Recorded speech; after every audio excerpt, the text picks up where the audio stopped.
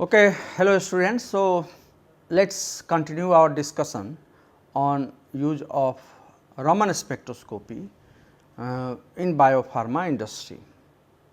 Yeah, so what we discussed in the last class, how in a small molecule pharma industry we can use Raman spectroscopy for identifying the molecule, the raw material, the distribution of the API in the formulated drug. Now, we will probably go to biopharma. So, biopharma, as we had discussed 2 class back, that it is for protein, peptide, monoclonal antibody and all those are classified as a biopharma. So, Raman spectroscopy and Raman microscopy both are powerful techniques for solid in situ protein identification, right. So, in pharmaceutical industry, within the glass container, right, within the tube that we have or glass container we have, for even isolated sample we can use Raman spectroscopy and microscopy. If you require a laser beam of confocal microscope can be used sharply on extremely small particle to obtain the high quality Raman spectrum, right. High quality Raman spectrum we can get it. So, give like just to set the stage, suppose you are taking a vaccine and vaccine has your particle as well as suppose some particle which can come from extractable and leachables, that also directly putting while you can actually get it. So, those are the power of Raman spectrum, because it can penetrate, laser light can penetrate through glass and that enables in situ analysis to be performed without even sample manipulation, whole while you can take, shine the laser and just get it, right. So, it gives the characteristic fingerprint of Raman spectrum for proteins that allows the differentiation between protein product, the protein is there or not, placebo and the interaction that may have, or even some different compound that may have in that formulated sample, right. So, example using Raman microscopy and spectroscopy, one can investigate the protein gelation, you can determine the protein identity and investigate the filing process incidents that are presented. So, this is suppose you have a syringe where protein gel has to be injected, that is a protein gelation. So, you can have a high dose protein therapeutics, suppose it is a monoclonal antibody or a very high dose formulated product, as much as high is like a 50 mg, 60 mg, 70 mg, many of this like a one of the example called lanreotide, it is a 10 amino acid long gel, right, it forms the nanotube, these are gel product, right. So, they are extensively used in biopharma industry, it can forms gel under unfavorable conditions, some are gel by its nature, you need to dilute it. So, gelation is a complicated process and the mechanism is not very well understood how it forms the gel. It is generally accepted that protein gelation can result when a native protein is denatured, unfolded, aggregated and then developed into 3-dimensional network. It develops the 3-dimensional network and then it forms gelation. So, one reason is that because of protein misfolding, unfolding, aggregation, it forms the gel. So, little structural information on protein gel can be documented, what kind of structure is there. You cannot just do it in the gel phase, probably you need to dilute if we are using any other technique. And Raman can do the analysis of protein gel, give some insight into protein gelation, for insights into molecular structural perspective, it provides the distinct feature of the folded and unfolded protein. Within the gel form you can get those information, like for an example here are the protein gelation. So, normal protein therapeutics you have this spectrum and gelled protein therapeutics you have. So, you can see here the one peak has increased intensity, there are some differential peaks that are appearing. So, just comparing peak by peak you can know that something is coming, like here shows that 1600 to 1800 this region.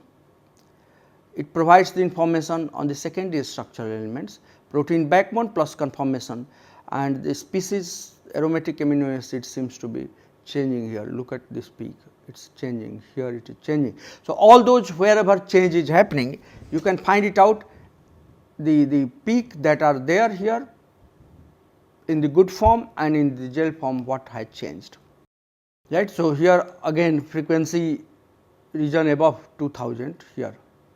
You can see in the right panel this peak, here is some. So, intra and intermolecular bonding and non-bonding interactions are showing that SH, CH, CH3, NH show a distinctive OH bond with water, and that is because in gel form like a lots of new network of the bonds or new interaction has to form. Now, a spectrum in the high frequency region, you can take a ratio of the band of CH2OH group, which is at 2940 and 3417 is as much as higher than 3 times the gelation protein compared to the protein in water can change. And this indicates the water depleted in the gel state versus in solution state facilitated by heating condition. If you take a protein, heat it, water content goes down and you can identify, and then the hydrogen bonding pattern also changes, right. So, now that is what one can identify protein gelation. The spectra for low frequency region show an increase in tryptophan band intensity, right. So, tryptophan at 1553 for gelled protein compared to the protein solution, indicative of more hydrophobic and rigid environment we can have at 1550 because of the tryptophan band intensity is going up. And intensity again at 1000 here, you can just look at this peak, significantly enhanced because of this tryptophan. So, it shows that tryptophan network is changing and therefore, you have a differential peak, intensities are different. So, protein product differentiation one can do. So, Raman spectroscopy can be used effectively for identifying the protein therapeutics all across throughout the manufacturing, even in the packaging, even in the shipment, storage, with the flexibility of exhausting and testing with a handheld device. Just for an example I am giving, your product is formulated, manufactured nicely, and now it is leaving the factory. Say factory is in Bangalore and it has to go to Silchar in Assam, right. So, this drug is getting transported. Now, during shipment what can happen? It is going in truck. Suppose it is a cold shipment, even if it is packaged in a nice way, it can have a shaking, right. So, shear pressure is induced, some temperature change can happen, and then even it is stored, some electricity is gone for 4-5 hours, lots of things can happen and that can induce some unfolding and all those. Therefore, before administering this drug in a hospital in Dibrugarh or in Silchar or in Nadia district of West Bengal, you need to have checked these drugs effectively. And Raman plays a crucial role. The NMR is another technique which plays very crucial role for identifying, but nowadays even the smaller NMR is coming, but Raman is a handheld device. You can use it and check the quality of this with handheld device Raman. The disulfide bonds, free cysteine groups, aromatics, all of these have a large polarizability and give you distinct Raman spectrum, and you can use that as a spectral fingerprint to identify the quality of the products in the polypeptide backbone. Now, these Raman's active group differs from one protein to another protein. So, you have to have for each protein a good product and so called product in suspicion. If you want to compare insulin with liraglutide, that will not happen. So, you have to have a liraglutide as a reference and then liraglutide in some other condition to check it whether what change is happening. So, Raman active group differs from protein to another and can be used to distinguish between protein product very successfully, that is used in conjugation of chemometric analysis, statistical analysis you have to do on raw data to increase the identification, specificity and quality of the product. Now, that is one of the example. You know, GCSF is very prominent anti-cancer drug. So, here we are, let us take some of those interleukin 1 receptor antagonists, IgG2, all these are bio drugs. So, let us look at what the Raman spectra is teaching us. So, here are 3 Raman spectra that I showed, and we are showing the region of 500 to 1700. So, in top say PEGylated, so we add PEG to GCSF. This PEG is a long aliphatic chain that is used for stability of GCSF.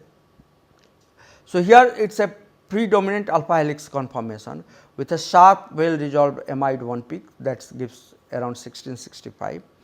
Another distinct peak appears in this molecule, strong band between 1400 here 1400 to 1290. It is because of polyethylene glycol change that we have right here, this right. So, we have this. So, in middle spectrum the interleukin, so that actually tells you that whether the GCSF has been PEGylated or not, looking at the alpha helical content and PEG peak here. The another middle peak interleukin receptor antagonist, you have a predominant conformation in beta sheet, and that you can get it at 1674 here right 1674. A prominent peak is coming because of this protein has a beta sheet, and also amide 3 bond at 1243 somewhere here right. So, these are the 2 characteristic peak that says that this is in right conformation.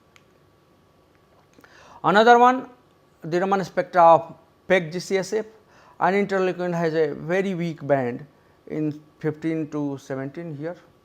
So, these bands are from unpaired cysteines. So, here it looks that there are some unpaired cysteines, and that is embedded in protein structure with hydrogen bonded. Now, bottom spectrum MAB IgG2 monoclonal antibody has no detectable free cysteine, but has a distinct disulfide bond which is here. This ensures that disulfide bonds are there and they correct. So, MAB predominant beta sheet structure that you can see here 1674 and amide 3 bond at 1245. So, this again says that IgG2 is beta sheet dominant protein. Now, that is what one can do, protein product identification. One can find the higher order structure in PEG GCSF, number of cysteines that are present, number of disulfide that are there. PEG GCSF you can find alpha helix amide 1, yes, cysteine 1, number of disulfide 2, in interleukin 1 beta sheet protein, no PEG, 4 disulfide, 0 free disulfide, and IgG2 is a beta sheet protein, no PEG, 0 free cysteine, 18 disulfide, all of these one can find it out. Actually not quantitatively but qualitatively you can find it out looking at the Raman spectrum. So, table summarizes the molecular structure that are there in PEG GCSF, interleukin antagonist, receptor antagonist, MAB, that can find it out and one can have with a database. Now, when product is finalized, you have to file an incidence investigation, something that you see is sticking on the wall or not, that can be identified, that we can quantify and we find what is there. There Raman spectroscope microscopy actually plays an ideal identification technique to investigate this injectable drugs. This drug is directly going in the body, so should be free of any contaminant. If there should not be in glass vial or syringe or anything, rubber, stoppers should not be there. So, it can be applied in situ detection of micro droplets or micro particle coming because of the drop rubber, syringe, whatever the silica, anything is there, so should not be there. This can come from extractable leachables and all those. So, in this case study discussed here, the white residue was observed as external surface of glass vial when one was doing the final operation of protein drug product, and this white powder was analyzed in situ both optical microscopy and Raman microscopy, and you can see something is appears to be there. So, magnifying image of the white powder was there, and then one can show it here. So, white powder on the glass vial, lower Raman spectrum and reference spectrum of the dried placebo buffer component without protein product was here.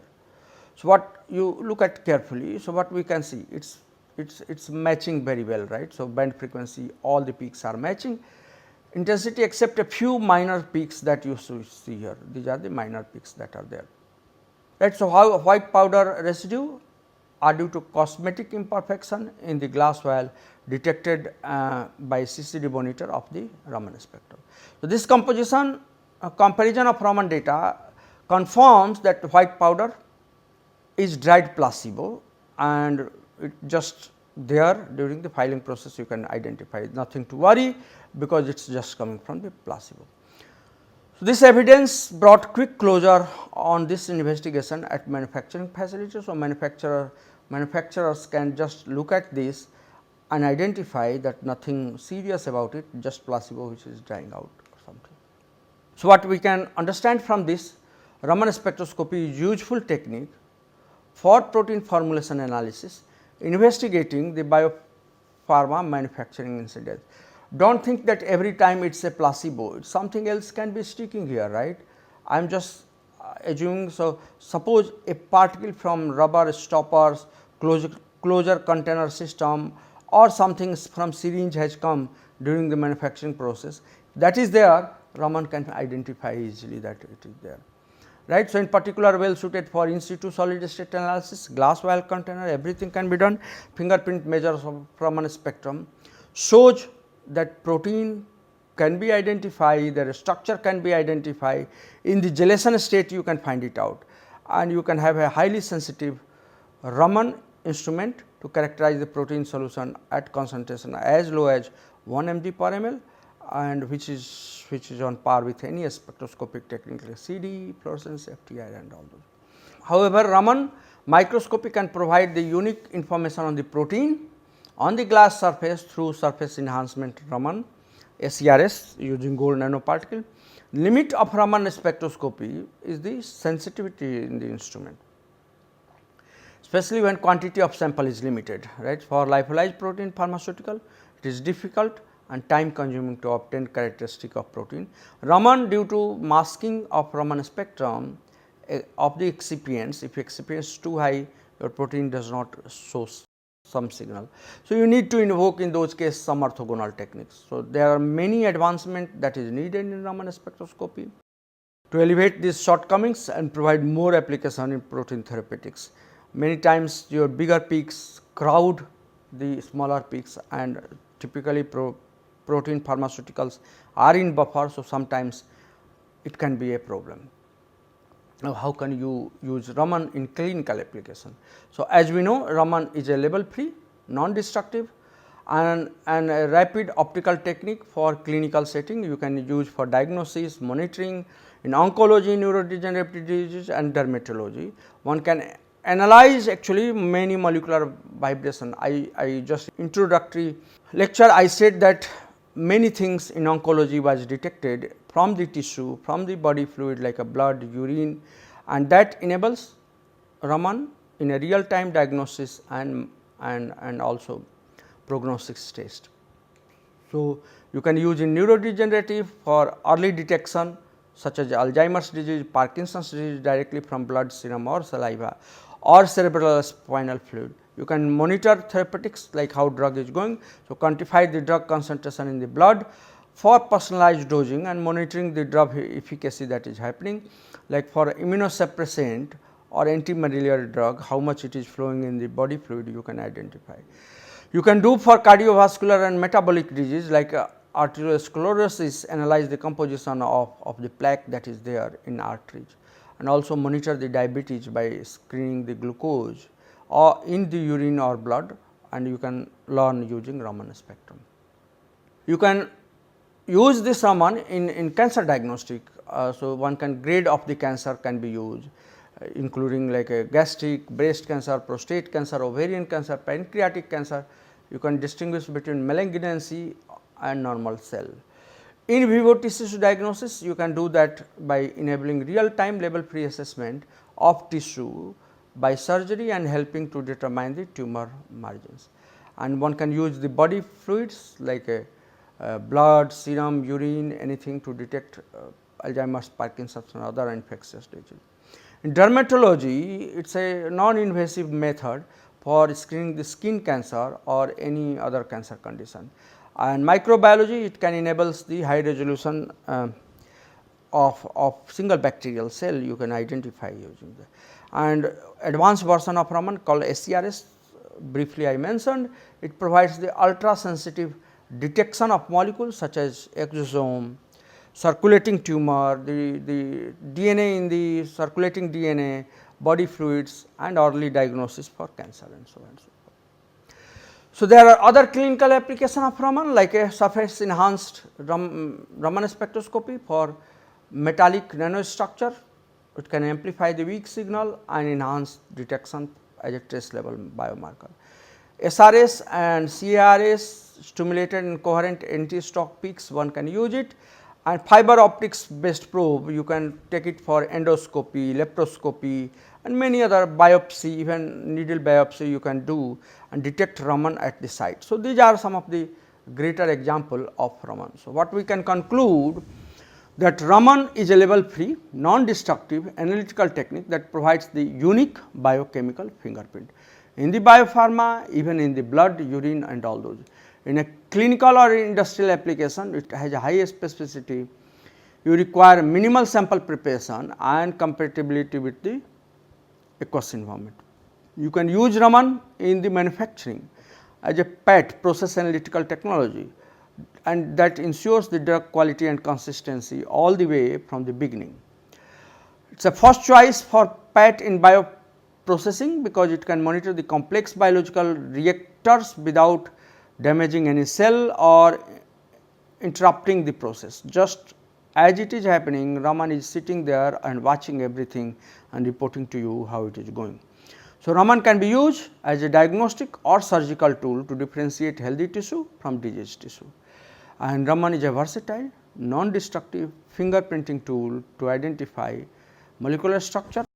You do not require any label, so label free, and it has extensive example gold standard for real time monitoring and rapid diagnosis.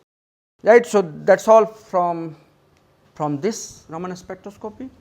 Thank you very much, and in the last class I will give you some real life example of use of Raman in various area and how you can probably nowadays people are using Raman for their daily life, not only in the laboratory or industrial setup.